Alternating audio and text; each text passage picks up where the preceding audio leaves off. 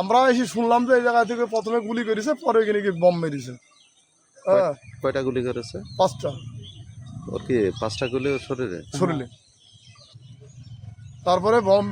তারপরে বম মেরেছে, যখন গুলিতে না পড়েছে তখন বম মেরেছে। আমাদের মনে হয়েছে এখন সে তো নিজেই চিনিছে, তারপরেও হলে তার কাছ থেকেই আমরা শুনতে পাবো। এখন আমি কুষ্টিয়ায় যাবো, ডাকছে, গেলেই শুনতে পাবো।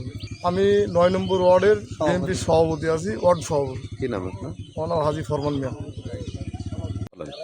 সকালবেলায় আমরা যখন নামাজ পড়তে যাই তখন উনি হাঁটতে আসে, আমাদের সাথে 4-4 প্রায় দেখা হয় যে 4-4 থেকে হাঁটতে আসে, আমরা নামাজ পড়তে যাই। আমার বাড়ি এসে এই যে এই স্কুলের পিছনে, আমরা হাঁটতে আরও নামাজ পড়তে আসে। এই সময় আমরা নামাজ পড়তে গেছি, নামাজ পড়ে বেরিয়ে শুনছি যে ওকে গুলি করেছে বা বম মেরেছে। তারপরে আমি হসপিটালে যাই, তারপরে দেখি যে পেছনে 3টি গুলির চিহ্ন আছে এবং বুকে 2টো ছিদ্র আছে, এবং ছিদ্রটা গুলির ছিদ্র কি বমের ছিদ্র আছে।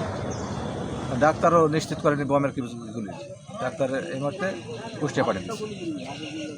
5টার দিকে উঠি, ওঠার পরেই একজন আমাকে সংবাদ দিল যে এই বাবুই মুকুলে বোম মেরেছে।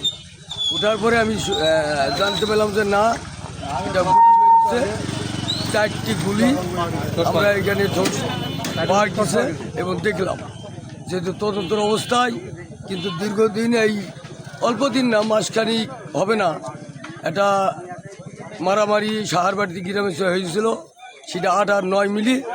এই সূত্র মনে করি, আমার মনে এই দুর্ঘটনা ঘটেছে।